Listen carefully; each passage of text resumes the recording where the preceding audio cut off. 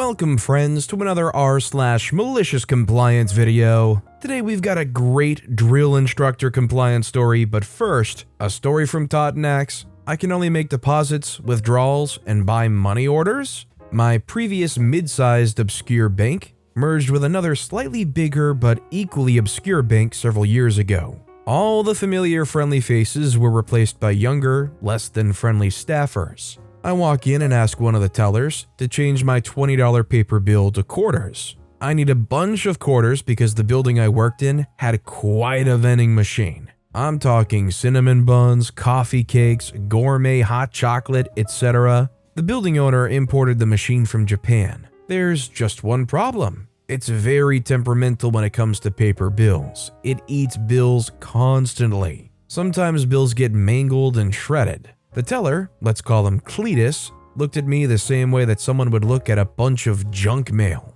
Cletus says, "We can't do that here. The previous staff may have done so in the past, but as you know, we've absorbed this branch and we can't accommodate unusual requests such as yours unless you have a merchant or business account." He wasn't making eye contact now and was just fiddling about with his keyboard and monitor cables. His next words were the ones that set me off. He says, "I can help the next person in line." "It's on, jerk." I say, "Wait a second. I have a few questions about my account. What am I allowed to do?" Cletus sighs and says, "Withdrawals, deposits, buy money orders." I say, "Any restrictions or limits on how many times I can do?" Cletus, now speaking very fast and being very animated, said, "No restrictions, any denomination. You just can't walk up and ask us to make change for whatever cash you walk into the branch with." Okay, I'm happy to comply. Here we go. I say I'd like to make a withdrawal. I'd like $100 in 20s, another $100 in 10s, another $100 in 5s, and another $100, but this time I'd like 80 singles and $20 in quarters. Cletus says, "Fine. Like I said, any kind of withdrawal or deposit is fine for your type of account." He counts everything in front of me, hands me the cash and asks, "Anything else, boss?" I pocket the $20 roll of quarters and say, "Yes, I'd like to deposit $380 to my account, please, Chief." I vividly remember his shoulders drooping and his eyes closing in disgust. Needless to say, I closed my account the next time that I stopped by. This is just a really crappy bank, right? This is not like a common thing, right? It should be a reasonable expectation that if you go into your bank branch, that you could walk out of there with $20 in quarters, right? If a bank straight up refuses to turn your $20 into quarters, they're absolutely not even worth doing business with, right? Let me know in the comments. Our next story is from Wet Butter. Drill instructor says to march straight. Okay. The Marine Corps is huge on discipline, especially in boot camp. You can do everything perfectly, but it still won't be good enough. Minor mistakes result in you getting screamed at and or corrected through disciplinary physical fitness in enlisted recruit training. Good times. This was at officer candidate school where everyone was evaluated and screened on their leadership, physical fitness, and academic ability. Normally, 1/3 don't graduate for a variety of reasons and don't become officers. I was coming off a rather bad week of mistakes and felt like I was going to get dropped, crushing my dream. But this week, I was chosen to be evaluated in a position known as Candidate Platoon Guide. All I do is help out with the other candidates, i.e. recruits, in their evaluated leadership positions, and carry around the company guide on a pointy stick with a red flag on the end.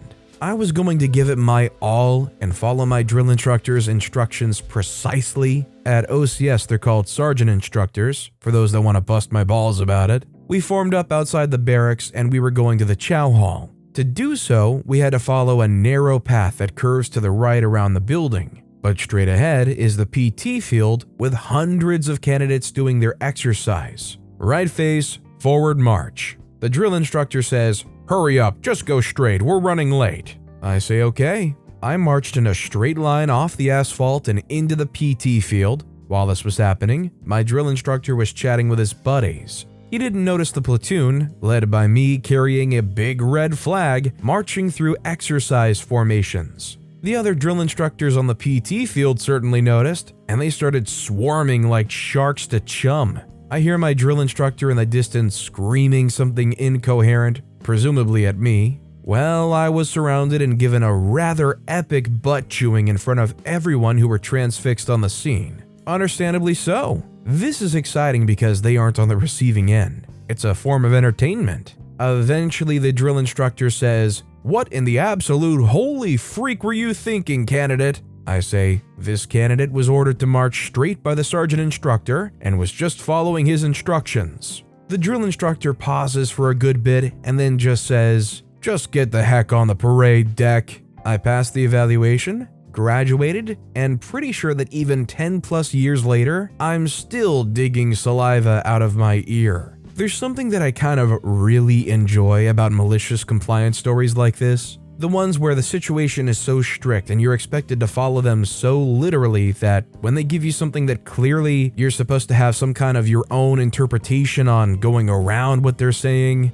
you just ignore them and follow right on through, right into a whole crowd of people. What I especially love is at the very end, when they're ready to just rip into you, the other people are probably ready to rip into you too. You can look them dead in the eye and say, "I'm not wrong." I can only imagine it makes those people boil inside. But hey, you're not wrong. By the way, if you're enjoying these stories, make sure to hit those like and subscribe buttons down below so you never miss any of my daily videos. Our next story is from Improbable Robot, New Dress Code. At a former employer, all the admin assistants had been there for over a decade and were in their late 50s, early 60s, and all enjoyed the somewhat casual dress code. Nobody wore jeans, but they always talked about the importance of comfortable shoes. We also had unlimited sick leave. One day, the boss decides that it would be dress shoes only for everyone unless you had a doctor's note. The new rule kicks into effect, and every single admin took sick leave Friday afternoon to get a doctor's note saying they needed comfortable shoes. The net effect was a loss of a half a day's work and still 100% comfortable shoes.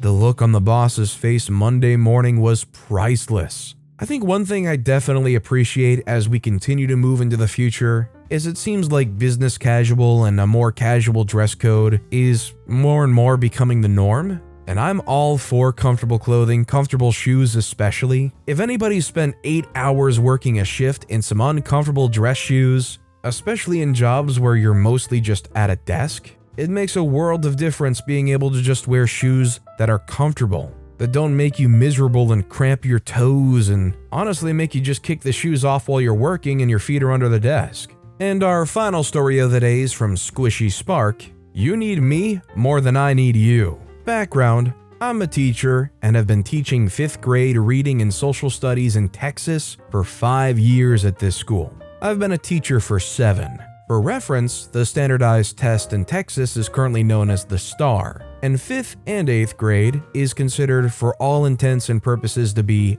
pass the test or get held back. As far as my teaching record, I've gotten to be very good at my job. Every year I've taught a STAR-tested subject, reading aka ELAR. I've gotten the highest average student scores in my tiny charter district. I love my students. My classroom is a welcoming place based on mutual respect, and I refuse to drill and kill.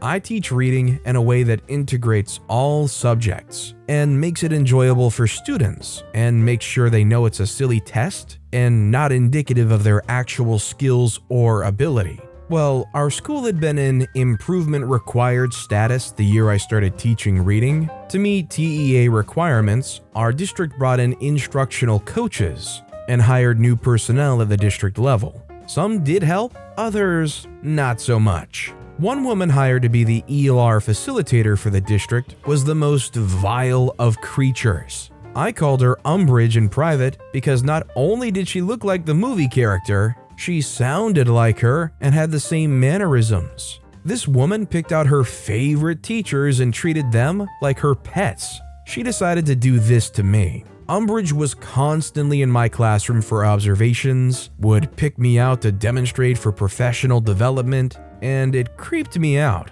Somehow she managed to run off the most amazing director of teaching and learning for the district. Last year, during our end-of-year PD, she sent out an email to some of the ELAR teachers that due to them inputting lesson plans correctly, they didn't have to attend this workshop to plan for the next year. I knew about this because I have good friends that shared it with me. When I asked her why and shared an example of my lesson plans that I've put in consistently and thoroughly throughout the year, she said that I didn't use the correct template. I used the ones my dean of instruction requested and approved that the district required. It was BS, and I went back to my campus looking like I was ready to murder someone. My principal noticed right away that something was off, and I explained what Umbridge had said. She told me that I didn't have to go to that PD and that she'd take care of it. I spent the day cleaning out my classroom for the summer instead. Found out later, she wasn't even at the PD. Fast forward to the beginning of this school year, she was promoted to the position of the guy she ran off.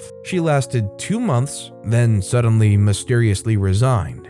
We figure someone discovered how truly incompetent this woman was. Even though she resigned, I was still stressed out because she was the reason the district decided we needed to use a newly purchased online reading program with fidelity, and they wanted it done during our social studies time. Social studies was to be integrated into ELAR. That might not have been a problem for me had it not been for the fact that my homeroom contained all the special education students in our grade. 3 of those students didn't have me for reading. They went to resource with Miss Ignorant, the SPED resource teacher, during my reading block. I asked the powers that be how I was supposed to give them social studies instruction and grades. I was told that I was to provide lesson plans and assignments to Miss Ignorant, and she'd give me the grades to put in the grade book. This is highly unethical, so I asked for it in writing. Sure enough, I get an email detailing this directive. I warned them that this was a bad idea and it would bite them in the butt eventually. No dice. The malicious compliance, I did exactly what I was told. Like I said before, I write detailed lesson plans that anyone could follow. Provided the assignments, all online through Google Classroom, so I got grades immediately from the student, and suggestions for accommodations. I included Miss Ignorant on my Google Drive folders for social studies, and emailed her regularly to remind her of what each week's lessons were. She didn't do a darn thing, and those 3 students' grades dropped from barely passing to in the teens. I sent out regular reminders for parents to check their child's grades and turn in their assignments. We sent out report cards that I required parents to sign and send back. It took until the last 6 weeks in April for them to realize just how messed up their child's social studies grades were.